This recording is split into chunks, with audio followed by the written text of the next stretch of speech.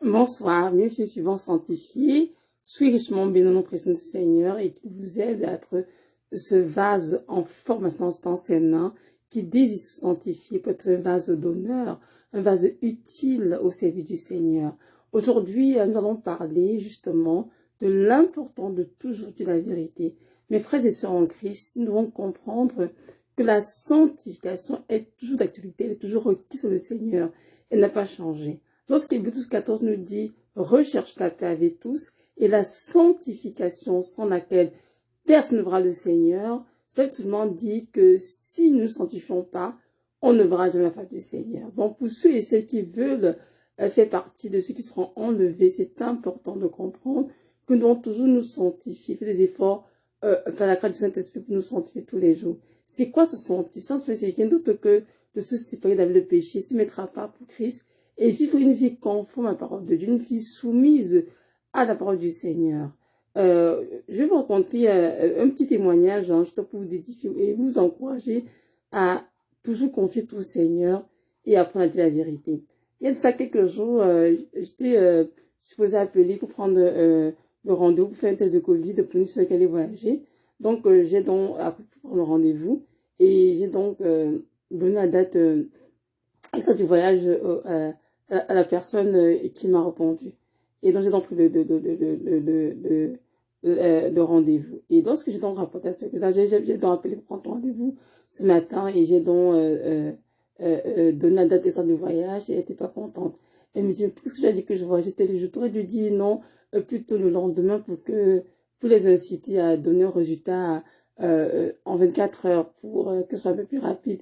J'ai dit non, pas besoin de mentir, je dis la vérité.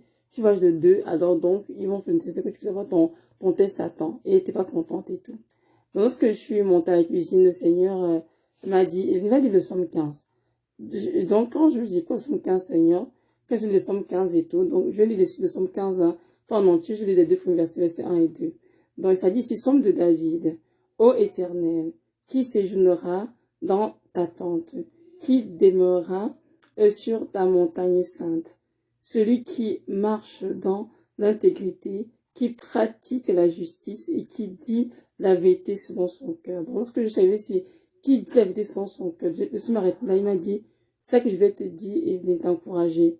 Oui, tu as dit la vérité selon ton cœur, tu as donné la date exacte du voyage aux membres au personnel soignant et c'est bien ce que tu as fait. Il faut apprendre à dire la vérité. Vous devez comprendre, mes enfants, que peu importe ce que votre motivation, si ce que vous dites n'est pas la vérité, vous ouvrez dans le monde spirituel des portes chez vos vies. Des portes peuvent attaquer les démons. Donc c'est important de vous efforcer toujours la vérité. Et en effet, mes frères et sœurs en Christ, notre Seigneur dit est tellement vrai.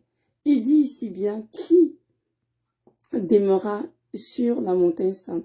Et la montagne sainte, c'est quoi? C'est la présence de Dieu.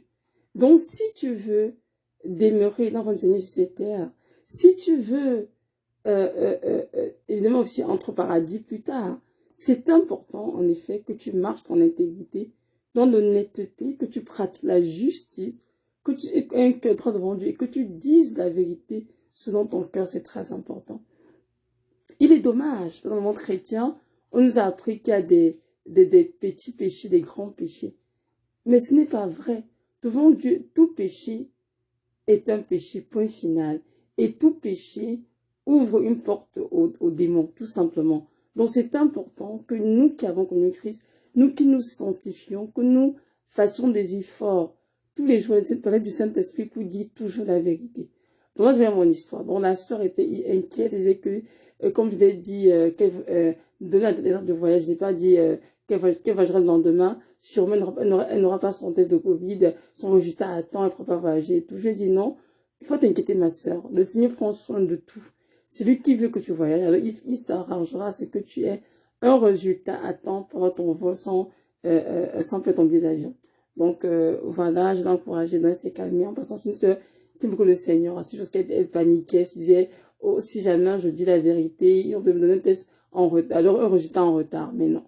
Et effectivement, on a fait le test et le lendemain, 24 heures après, effectivement, ils ont eu un résultat négatif. Donc, elle était très contente parce qu'elle était capable de voyager à temps avec son test sans problème. Donc, juste pour vous dire que notre Seigneur prend soin de nous. Parfois, l'ennemi vient nous piéger avec la peur. On a peur des ci, dans ce moment, si on a peur de ça, on se dit, on se met à dire ce qu'on n'aurait pas dû dire. Et l'ennemi se moque de nous après. Mais comprenons bien que notre Dieu est un Père qui prend soin de nous et qui est concerné pour nous. Lorsque nous prenons la peine de dire la vérité, Dieu nous honore toujours. Dieu honore ceux qui disent la vérité. Je vous encourage à dire la vérité, peu importe le prix à payer, peu importe ce qu'on a dit de vous, peu importe ce qu'on a fait de vous. Dites toujours la vérité, car retenez bien que si Dieu est pour vous, qui peut être contre vous? Que peuvent nous faire les hommes? Notre Dieu nous encourage à tout dire la vérité. Peu importe, c'est vrai que t'arrives des fois qu'on se mette à dire des mensonges, c'est là. Même sans faire réaction des mensonges, on se dit non, c'est vous prouver telle chose, vous faites, mais en fait non. Toutes ces choses attristent le Saint-Esprit qui est en nous. Nous devons vraiment renoncer à la vérité, renoncer au mensonge, pardon, et dire la vérité. Et justement, le Seigneur s'est utilisé notre, comment on appelle, notre frère en Christ, l'apôtre Paul, pour nous enseigner combien il est vraiment important de renoncer au mensonge. Donc, nous allons lire ensemble dans la parole, nous allons lire ensemble dans la Bible, dans Éphésiens 4, 25, hein, où l'apôtre Paul nous exhorte justement à renoncer au mensonge et à dire la vérité à notre prochain. Amen. Donc nous devons renoncer au mensonge. Peu importe de quoi il s'agit, peu importe de quoi il est question, nous devons renoncer complètement au mensonge et apprendre à dire la vérité sur ce qui est dans notre cœur. On lira ensemble, ça dit ceci: c'est pourquoi renoncer au mensonge et que chacun de vous parle selon la vérité à son prochain, car nous sommes membres les uns des autres. Amen.